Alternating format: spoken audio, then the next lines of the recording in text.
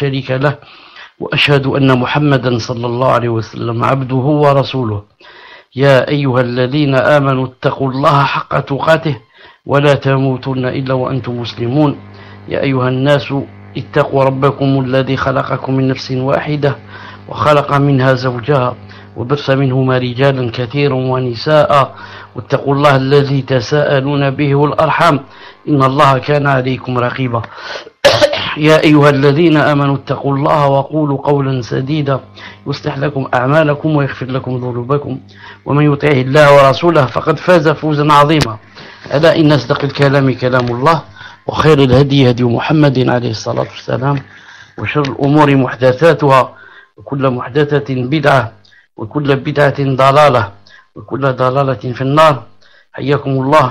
En cette soirée du samedi 24 Jumada الثاني 1440 au Jumada al-Akhir 1440 de l'Hijr, soit le 2 mars 2019 bi'idnillahi ta'ala. On passe directement inshallah ta'ala à la première question. Tfaddal Fawzi, si tu es prêt bi'idnillahi ta'ala.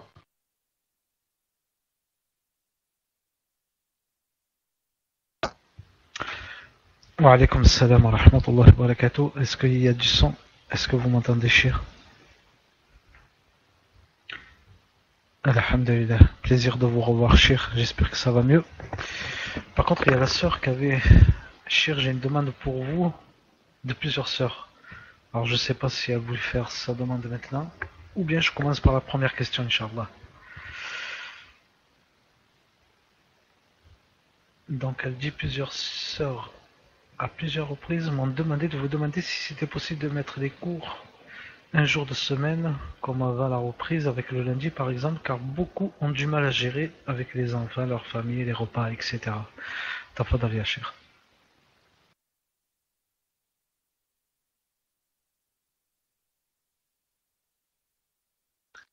Non, mais il n'y a pas de problème, on verra Inch'Allah ta'ala comment faire. On verra Inch'Allah ta'ala comment faire. Tfaddal pour la première question.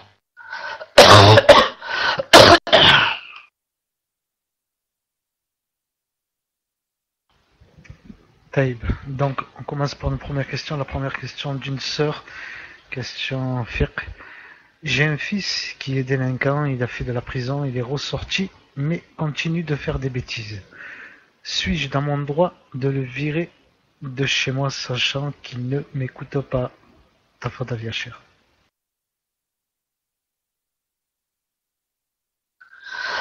Wa alaykoum salam wa rahmatullahi wa barakatuh. Naam, yani ce n'est pas interdit, surtout si yani, ça peut être une cause, peut-être qu'ils reviennent à la raison. Peut-être, parce que pour faire revenir quelqu'un, il faut des fois tarhib et des fois targhib. Sûrement vous avez essayé targhib et que ça n'a pas marché. Maintenant, il faut essayer tarhib, il faut essayer de le virer de la maison et de voir qu'est-ce que ça donne. Si vous voyez que ça s'aggrave, vous le rappelez. Si vous voyez que c'est lui qui revient, il demande pardon. Alhamdulillah. Alhamdulillah. Naam, tfaddal.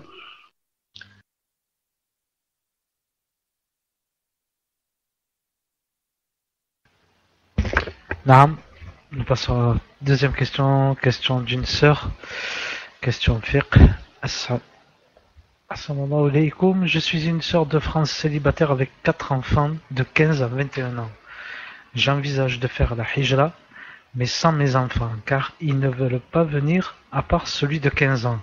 Je souhaite donc savoir si cela m'est permis en sachant que j'ai très peur pour ma foi. Jazakallahu khairan, tafadal ya Cheikh.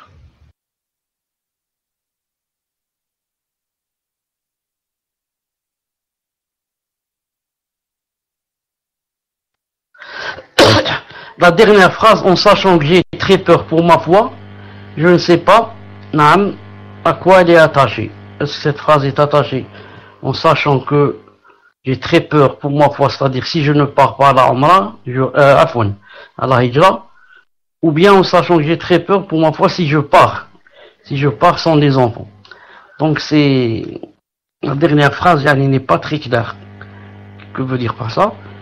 Mais partir comme ça et laisser les enfants yani, abandonnés à eux-mêmes, ce n'est pas aussi une chose facile. Ce n'est pas aussi une chose facile. Non. Yani, la responsabilité des enfants, tout seul, quand cette personne va faire la hijra, va partir, que va-t-il se passer avec les autres et qui ont moins de 15 ans, ça veut dire ils ont 10 ans, 12 ans, 13 ans, comment qu'ils vont faire tout seuls? Comment qu'ils vont faire tout seuls? C'est pour cela que si la personne peut patienter avec ses enfants jusqu'à ce qu'ils soient assez grands et majeurs pour qu'ils prennent leurs responsabilités. Ensuite, s'ils ne veulent plus le chemin droit, non, c'est à eux de choisir. C'est à eux de choisir. Je ne vais pas, à cause d'eux, rester dans un pays de kuffar. Non. Et maintenant, s'ils ont moins de 15 ans, ce sont des enfants qui sont pas encore matures. Donc, yani, ils savent ce qu'ils font. Donc, les abandonner et partir, ça peut être... peut-être que même la mère, quand elle partira, elle n'aura jamais la conscience tranquille. Elle sera avec son corps dans le pays de la hijra, mais avec son cœur, avec ses enfants. Et s'ils sont confiés à leur père, Allah Ta'ala alam, plus ou moins. Mais si on va les laisser comme ça abandonnés chez des oncles ou chez je ne sais où, ce n'est pas facile.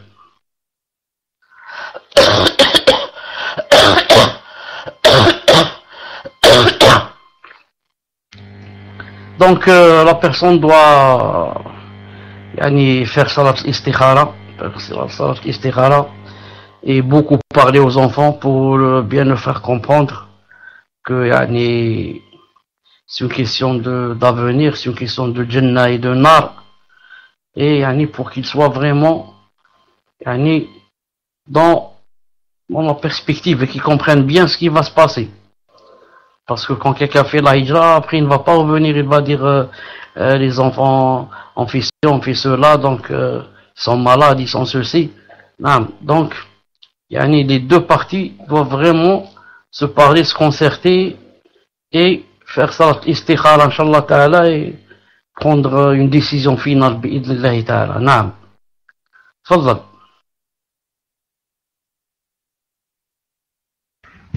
Barakallahu fikum cheikh. Donc on passe à la troisième question.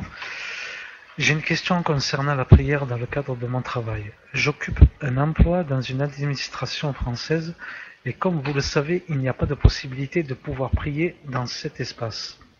Or, le seul endroit où je pourrais prier à l'abri des regards, c'est la salle de bain où il y a un WC.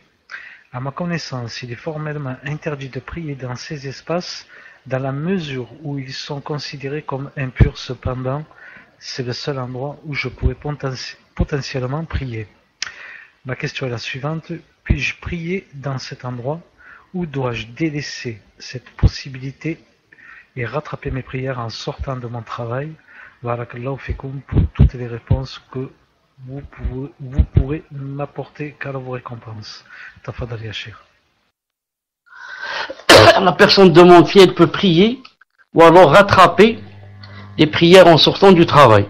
En fait, le verbe rattraper en islam n'existe pas. Rattraper les prières, ça c'est pour quelqu'un qui a oublié, pour quelqu'un qui était évanoui, il s'est réveillé. Celui-là, quelqu'un qui est endormi, s'est réveillé. Celui-là, il rattrape.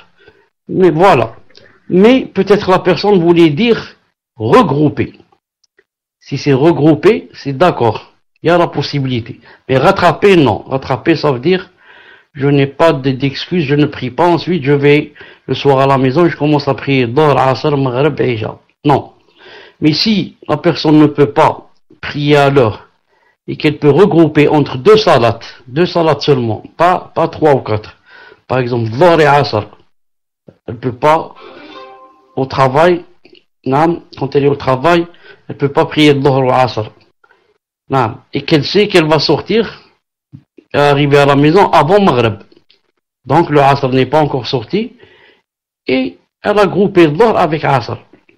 Ça se fait pourquoi? Car le Maghrib n'est pas rentré. Mais si elle sait qu'en arrivant à la maison c'est Maghrib, donc dans ce cas qu'est-ce qu'elle va faire? Elle va grouper Dhuhr et Asr ensuite, prier, qui sont pas à l'heure, parce qu'il faut grouper pendant l'Asr. Ou alors il faut regrouper pendant le début du Dahr, mais pas pendant Salat al-Maghrib. Quand c'est Ikhlas, le Maghrib est rentré, on ne peut pas regrouper maintenant entre les deux salats qui ont précédé. Ah, maintenant, on va les rattraper avec le ism. Ah. Et pour revenir à la salat dans une salle de bain, où il y a les toilettes ils sont loin, et que moi, je peux être loin des toilettes, parce que la salle de bain est vaste, dans un endroit, et que l'endroit sur lequel je vais prier est pur, si je jette de l'eau, ou bien je lave l'endroit, ou bien je mets un carton ou là, ça, je ne peux plus dire qu'il est impur. Parce que même s'il est impur, l'endroit est impur, même si je ne vois pas boire la najasa, mais disons qu'il soit impur, si je pose un carton dessus, khlas, je prie sur le carton. Je ne suis pas en train de prier sur la najasa. Donc la prière est valable. La prière est valable. Donc si la personne peut prier, comme j'ai dit, dans la salle de bain, dans un endroit assez loin de l'endroit où on s'assoit pour faire ses besoins, 1 mètre plus loin, ou la femme, elle peut. Mais s'il n'y a pas cette solution, qu'elle ne peut que regrouper, je ne vois pas d'autre solution. Ah. Wallahu ta'ala a'lam.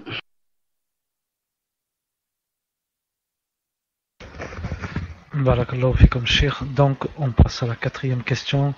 Cheikh, est-il vrai que les célébrations du mariage civil devant le maire non musulman est haram, car il unit 2 personnes au nom de la loi du Tarot, avec tout ce que cela implique au nom de la loi, je déclare Monsieur X et Mademoiselle X unis par le mariage. En islam, on se marie au nom d'Allah Ta'ala, d'où la question, barakallahu fikum, de bien vouloir m'éclaircir à ce sujet. Tafadal ya Cheikh. Allah Ta'ala dit dans le Coran, وَلَنْ يَجْعَلَ اللَّهُ لِلْكَافِرِينَ عَلَى الْمُؤْمِنِينَ سَبِيلًا. En termes très clairs, jamais quelqu'un qui n'est pas musulman ne peut marier 2 musulmans, ni les faire divorcer. Un non-musulman ne peut pas marier 2 musulmans, ni les faire divorcer s'ils sont mariés. Donc maintenant, si quelqu'un va à la mairie pour se marier, c'est pas avec ce mariage qu'il peut faire le halal, qu'il peut approcher sa femme, jamais. Ça, c'est juste pour avoir les papiers. Sur les papiers, maintenant, j'ai la preuve que je suis marié avec X ou Y, c'est tout. Mais si je n'ai pas, voilà, une formalité.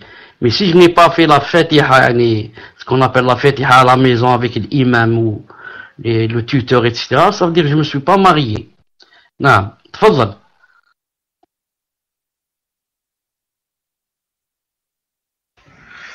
Barakallahu fikum, Cheikh. Donc on passe à la 5e question. Question d'une sœur. Je voudrais juste demander au Cheikh, qu'Allah le préserve, Amin, si il peut me faire des doigts pour que je me marie avec un frère salih. J'atteins bientôt la trentaine, divorcé, et depuis des années je n'arrive pas à me marier.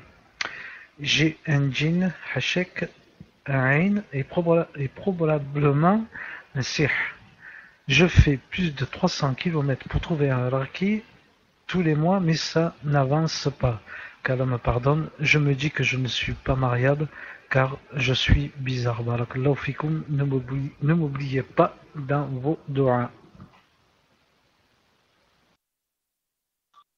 Inch'Allah ta'ala, que je n'oublierai pas dans mes doigts, elle et toutes celles qui sont dans son cas. Et aussi les frères qui sont aussi dans ce cas. Ensuite, quand elle a dit ici, j'ai un djinn, tu as dit toi hachak. C'est pas hachak, le djinn. Pourquoi on dit de lui hachak? C'est un musulman peut-être, pourquoi on ne dit pas d'un djinn hachak? Mais elle a dit j'ai un djinn ashiq, c'est-à-dire amoureux. Et toi tu as dit hachak. Allah yahdik ya fawzi. المهم Inch'Allah ta'ala, que chacun de nous fasse des doigts, à ses frères, à ses sœurs qui sont dans le besoin de se marier, car c'est très important. Ensuite, cette personne qui dit je fais plus de 300 km pour trouver un rari, etc., c'est pas ça le plus important. Quand la personne, commence à apprendre la aqida, il s'investit dans la religion, Allah ta'ala lui fera une solution. Ni ruqya ni rien. Ruqya, elle se fait ruqya elle-même. Et Allah subhanahu wa ta'ala lui fera des solutions. Elle se lève la nuit, elle prie et elle fait des doigts. Elle jeûne lundi, jeudi. Elle jeûne les jours avec le bayd, comment ça s'appelle, les jours blancs, etc. Et elle s'investit dans la religion. En apprenant parallèlement la aqidah, en faisant des efforts, Allah ta'ala lui fera une solution. Bi'idhnillahi ta'ala. Naam. Tfaddal.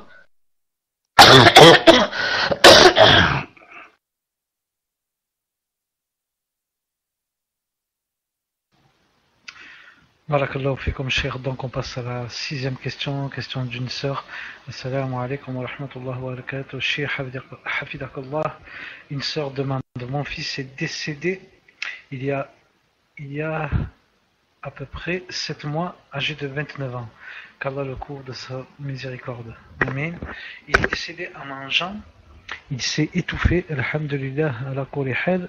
Je voudrais savoir la signification de sa mort, car j'ai entendu dire que celui qui meurt étouffé, il est mort en tant que martyr. Pouvez-vous m'éclairer, Cheikh? Barakallahu fikum. Tafadal ya Cheikh.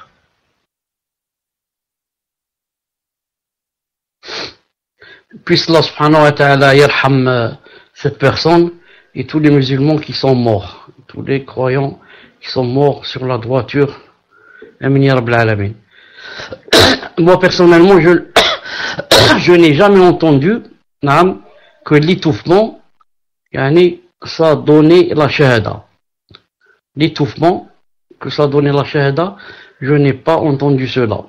Si la personne ou une autre personne connaît un texte en ce sens, qu'elle nous le fasse parvenir, Inch'Allah Ta'ala. Le hadith a cité les shuhada, à part celui de la guerre, il a cité entre autres celui qui meurt, par exemple, avec le ventre. Il a dit celui qui meurt sous les décombres. Il a dit celui qui meurt brûlé. Il a cité 4 ou 5 comme ça.